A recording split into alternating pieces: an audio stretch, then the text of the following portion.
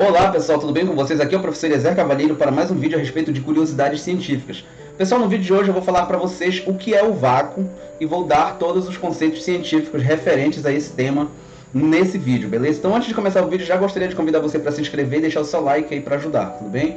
Então olha só galera, essa ideia de vácuo, pessoal, ela é bem complexa e inclusive é bem antiga, tá? E no vídeo de hoje eu vou abordar todas essas particularidades para vocês, certo? Galera, olha só, de início eu já adianto a vocês que na física e na química, né, o vácuo ele está relacionado à ausência de matéria, certo? Sendo que na física clássica, beleza? Que é aquela física ali formulada antes de Albert Einstein, né? A gente, qual era o conceito de vácuo, né, para a física clássica? Estaria relacionada aí a uma noção de uma pressão em determinada região do espaço, né? Lógico, essa pressão aí estaria também, por sua vez, relacionada a uma quantidade de matéria. Então, quanto menor a quantidade de matéria em uma determinada região do espaço, maior o vácuo naquele local, certo? Então, olha só, essa ideia do vácuo, como eu falei anteriormente para vocês, né, ela é bem antiga, pessoal. Na verdade, ela surgiu ali por volta de uns 400 anos antes de Cristo, na Grécia Antiga, certo? E foram justamente os filósofos Leucipo e Demócrito, criadores da teoria atômica, né, que falaram sobre vácuo ali pela primeira vez. Então, de acordo com esses dois filósofos, tá? Todos os corpos presentes na natureza seriam compostos por átomos, né? E o que seriam esses átomos? Seriam pequenas esferas ali, na verdade teriam diversas formas geométricas, né? Seriam corpos minúsculos, invisíveis a olho nu, e que quando eles se juntavam, formava toda a matéria que existe no universo. A grande questão é que Leucipo e Demócrito eles diziam o seguinte, né? Quando esses átomos eles se juntam, formam pequenos vazios, né? Pequenos espaços entre eles, e esses espaços eram o que esses dois filósofos chamavam de vácuo. Alguns anos depois, né, surge um outro filósofo grego ali, muito influente na época, então, com certeza todos vocês que estão assistindo esse vídeo já ouviram falar nele, que é o Aristóteles, tá? E aí o Aristóteles, pessoal, ele veio numa ideia contrária, né, oposta à ideia dos atomistas Leucipo e Demócrito, né? Com Aristóteles não existia vácuo. E aí como era que ele tentava explicar essa não existência de vácuo? Ele usava a teoria da queda dos corpos, né? Então, de acordo com Aristóteles, quando os corpos eles caíam, dependendo do material, se era no ar, se era na água, havia uma certa resistência a essa queda livre dos corpos, né? Esse processo natural de queda, tá bom?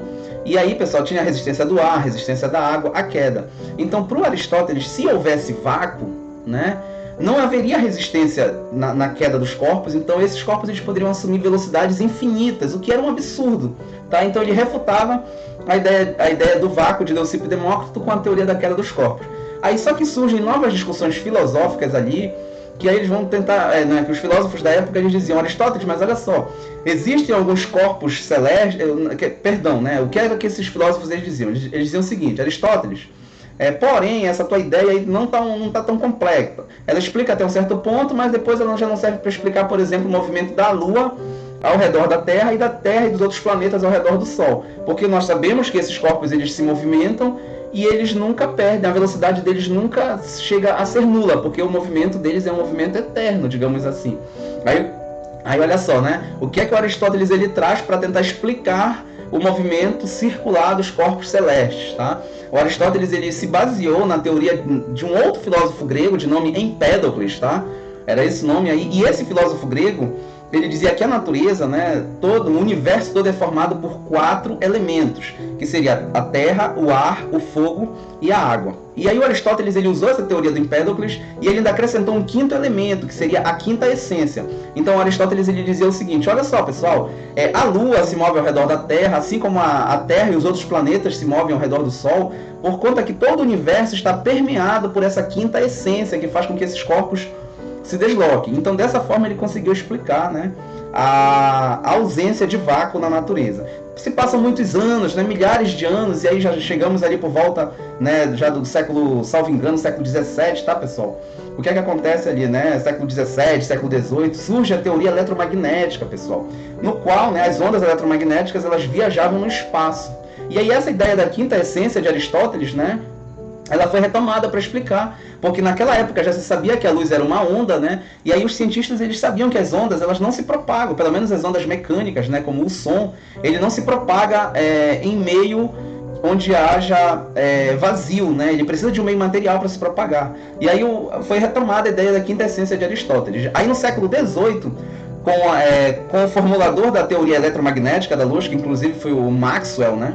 Um grande cientista. Aí o Maxwell e outros cientistas eles já adotaram a ideia do éter, né? Que seria uma substância invisível que permearia todo o espaço, e as ondas eletromagnéticas elas viajavam ali, justamente o meio material seria o éter, né? Que as ondas precisavam para se locomover no espaço. Só que essa ideia, né, ela foi totalmente descartada já no século XIX, né? Com a ideia da teoria, no século XIX foi a teoria do éter de Maxwell. No século XX, essa teoria é descartada com a teoria da relatividade de Albert Einstein, tá? Que justamente, né, verificou-se que essas ondas elas realmente se propagavam no vácuo ali, no espaço sideral, né?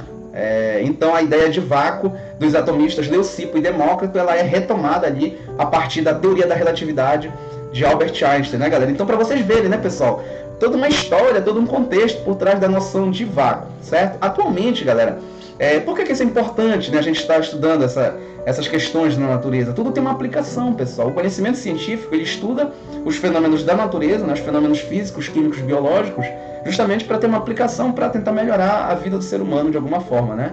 Então existem as bombas de vácuo, né?